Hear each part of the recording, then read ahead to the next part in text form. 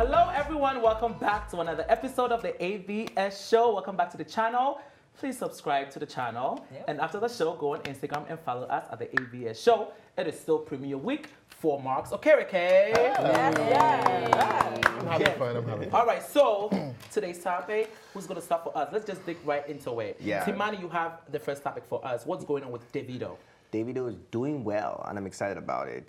Davido has become the first African artist to have a solo single in the first or top 40 urban radio charts in the United States. Amen. So that's big news.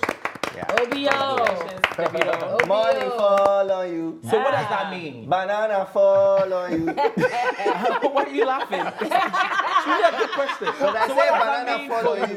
What does that mean for you guys, for Davido to be on Billboard? Well, it's putting Africa on the map. Okay. And it's inspiring for any African artist that is trying to break into the Western. And, you know, because the buying market is really here, let's be honest. Back home, we know they buy musical. We're always looking for free download. Yeah, that's why we don't make money. But here, they buy music, they stream it on Spotify, on iTunes. And when your music is played on the radio, you get a lot of royalties. So at the end of the year, he's going to get a whole lot of money because every time you tune to Power 105 or Hot 97, Banana fall on you. So his song is the first song by an artist, not with a collaboration. You know, like some artists make it, they collaborate with international artists and the others, but this is only Davido, and it made it to the top 40 songs, and it's actually on number 23 and climbing. Yeah. What song was that, you know? Fall. Yeah. Which was written by Fall is over a year old. Is it over?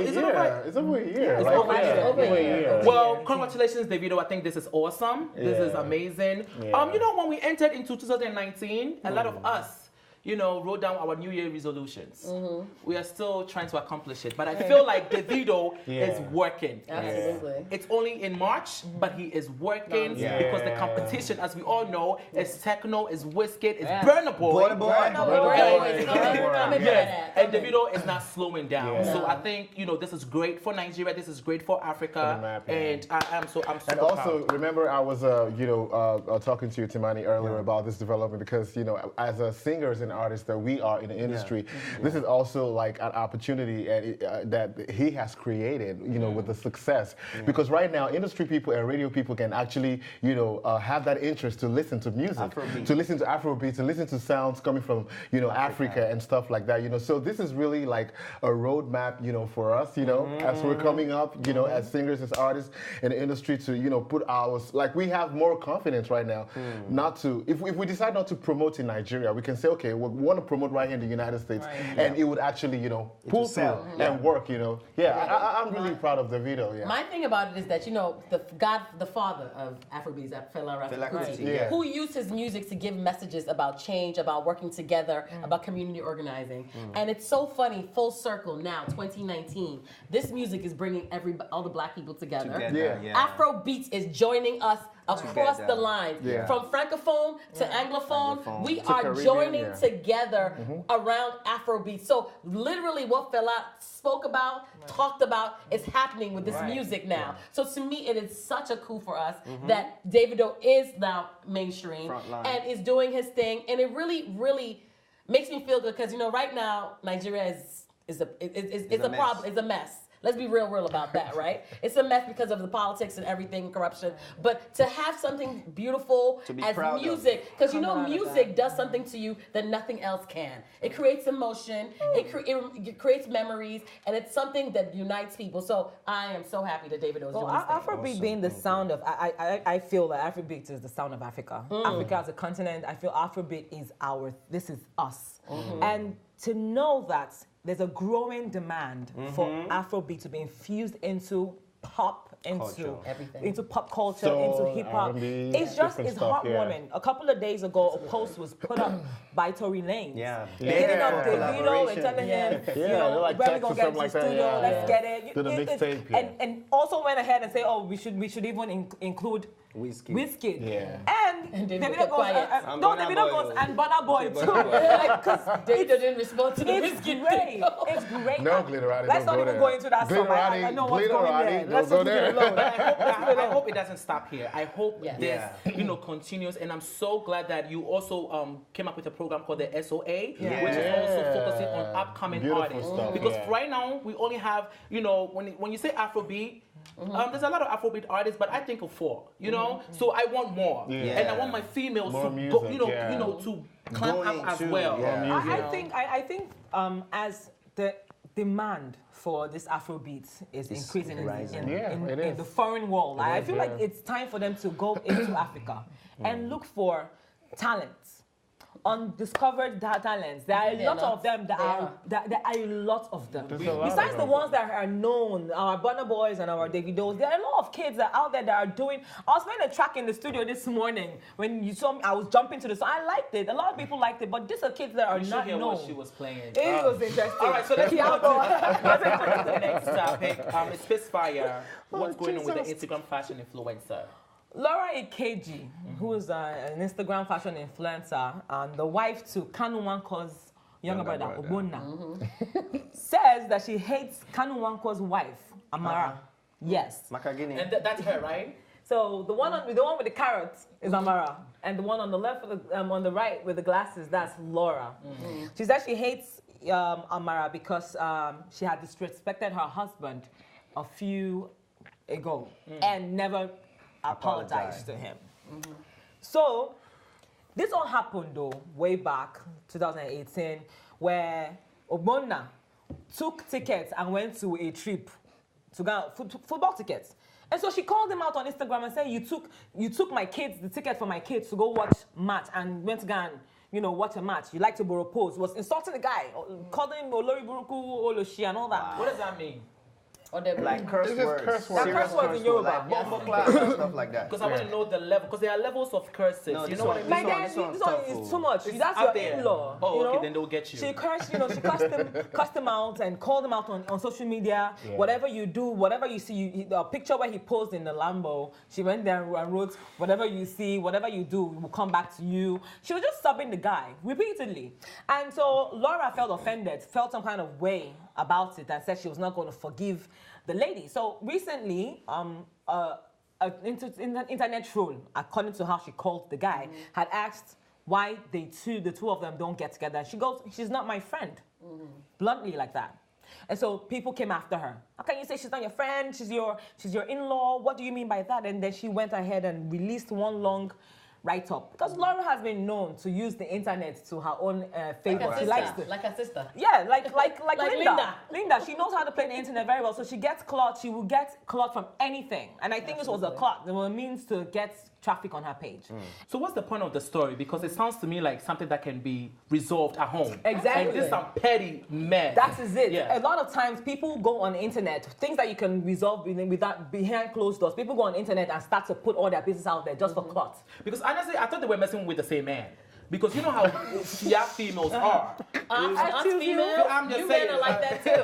What are you saying? You men mess around with each other. What are you talking about? I'm what not are you petty trying to say? online like that. But What are yet you trying to say? men troll each other online. They're petty. How many times have Wizkid and Davido gone together? How Are many they times messing with the No, same but it's not woman? as No, much but as- I'm just it's the not as thing. much as you guys No, do it. men are just as bad when it comes to being petty and gossipy. And the internet has created this dynamic where people are not even Thank talking you. to each other. They are doing full-on fight, boxing Yes. match by typing. This is what you call internet keyboard vipers. Yeah. They want to Cyberbullying. and then you're not Cyberbullying. getting anywhere. Talk to somebody Cyberbullying. face to face if you really have things. So it's really built a lot of people's bravado. Ego. I can't fight you. Apologize to me, to the world to see. Nobody really Mark cares. is right though. I think this is cyber. It's in the form of Cyberbullying. cyberbullying, And and this- these are these role models.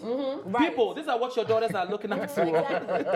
And they had the true. same experience with the twins, the P Square brothers. You know? Right. They would always go back and forth on social media. Like, when is this gonna stop? Like, Stop. when are you gonna like keep cleaning your closet? Like, just leave it right there. We don't need to know about it. We don't You need to know what's going on. you know when it's Yeah. going to stop, guys? It's when we stop shedding light on it. So let's move on to the next subject. Absolutely. All right.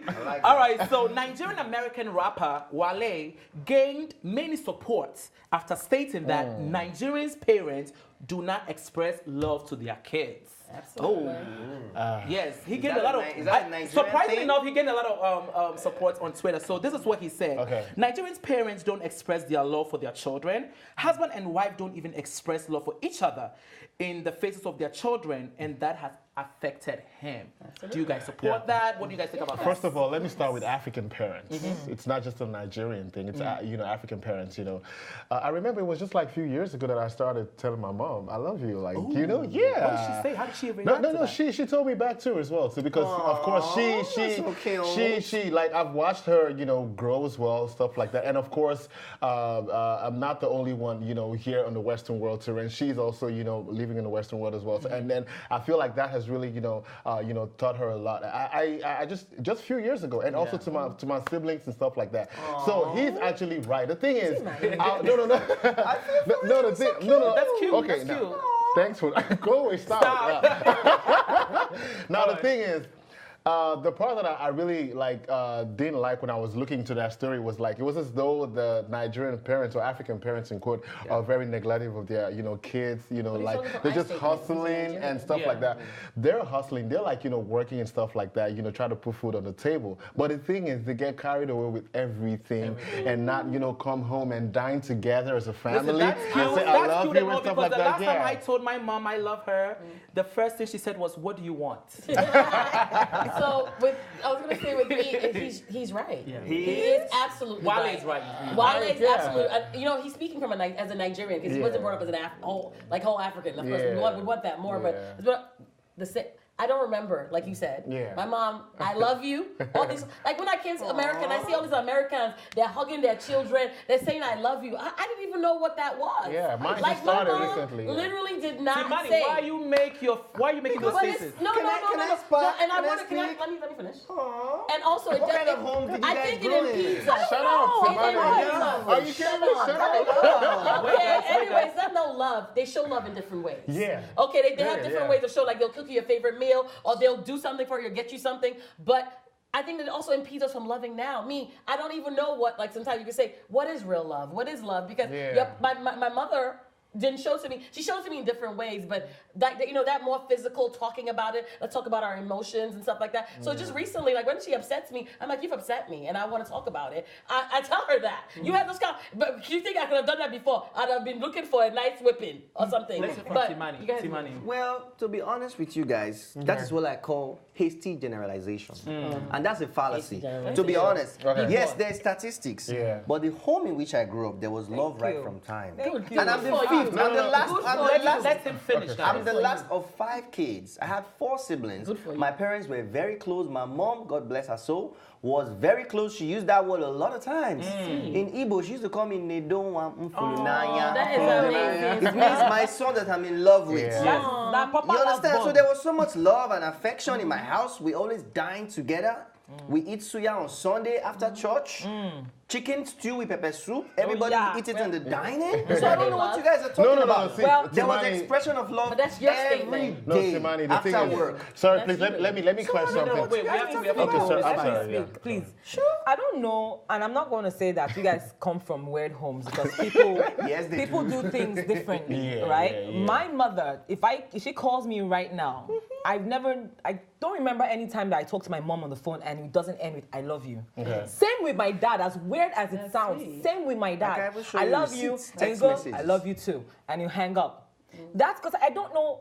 I think they started doing that because they realized that you never know when you take your last breath, and you don't want to be caught not telling the person that you really care about that you care about them. Doesn't matter how many times in a day. I can talk to my mother 100 times, and all 100 times will end with "I love you," and she'll wait for you to answer her back that yes, Or you ending the do. call. Reassure her. Yeah, different homes, different experiences. Well, that's cute in your household, but African parents show their love in so many different ways. Yeah. When your father leaves the house and leaves chop money, that is love.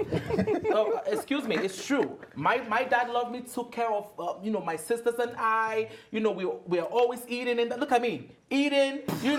Fashionable, funny things. my God, That's not how again. he showed his love.